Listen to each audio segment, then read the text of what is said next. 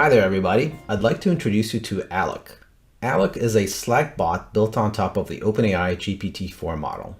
Now the interesting thing about Aleck is that he's infused with thousands of pages of knowledge on various profound logic specific topics that are both public information and private documentation. And at any point in time, he has the ability to go and search our docs for the relevant information using semantic search. In other words, he takes the meaning into account rather than searching for literal words. So let's give him a try.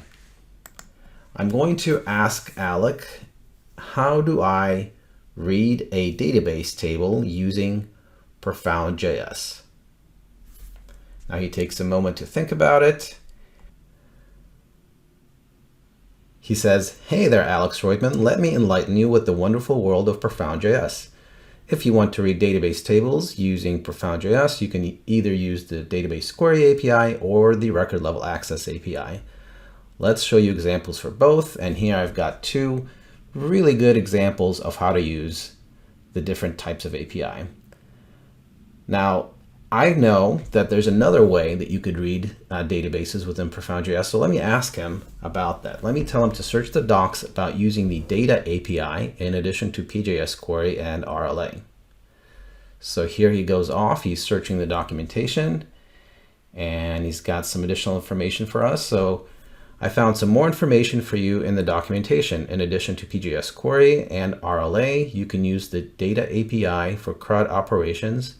And here's a quick rundown. It's got the PJS data add, data get, data update, data delete.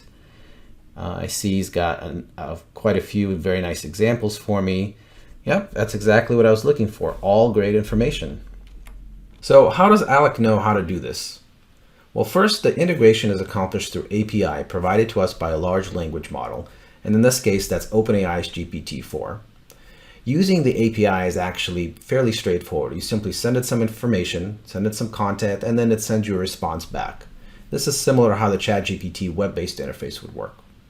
Now, the content that you send is typically divided into a series of messages representing the conversation. It also includes what's called a system message, which primes the model to act a certain way. For example, you may have noticed that Aleck is actually a bit of a smart Aleck. And so he was programmed that way using natural language.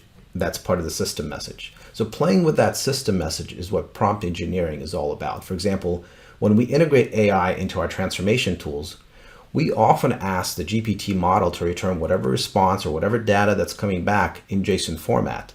So that way we can take the JSON and integrate it directly into our tooling. So that system message is a very powerful way to program the AI, but it has its limitations too. For example, GPT-4's model is limited to 8,000 tokens, and that's about 6,000 words or so. And that's all that you can put into that system message. Yet Aleck is able to process thousands of pages of information, all of that profound logic specific information. How do we get around that token limitation in the model? Well, what we do is we simply index the information into a database. So that origin of the information, that could come from really anywhere. It could be web content, it could be intranet content, it could be text data coming from IBMI. And then when we ask a specific question, in this particular case, when I ask Aleck a specific question, he goes out and searches the relevant portions of the data in the database. Now, the database that we use, it must support the concept of vectors. Simply speaking, a vector is a representation that allows for semantic search or search by meaning, since we're dealing here with natural language. Now, at Profound Logic, we find that our customers are most comfortable with SQL databases. And Postgres is an SQL database that has extensions for vector support, which is what we're using here for Aleck. Once we fetch relevant semantic data via SQL, we simply pass the relevant data and only the relevant data in the system message to the API. And there you go. My friend Aleck, the smart Aleck assistant, magically elicits the perfect response to all of your profound questions.